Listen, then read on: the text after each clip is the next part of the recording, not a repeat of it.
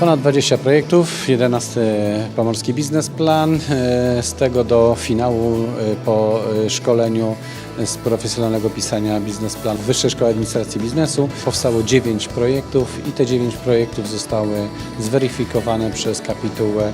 No i wśród tych mamy laureatów poszczególnych gmin i miast. To przede wszystkim lampy, świeczniki, ozdoby, dekoracje z drewna. Tak? Drewno naturalne, drewno pozyskane z plaż, czyli drewno, które miała w swojej obróbce najpierw natura.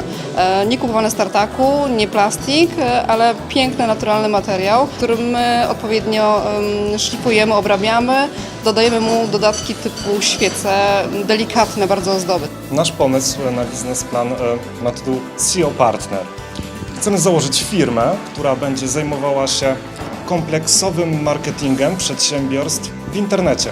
Coraz więcej osób jest bardzo zaangażowanych. Widać, że nad tym swoim pomysłem dużo pracowały, ale też oddają dużo z własnej energii. Widać, że to są ludzie, którzy przy jakichś sytuacjach trudnych będą potrafili znaleźć rozwiązania, więc to jest bardzo cenne. Docelowym odbiorcą są oczywiście przedsiębiorstwa na Pomorzu, zarówno instytucje prywatne, jak i publiczne.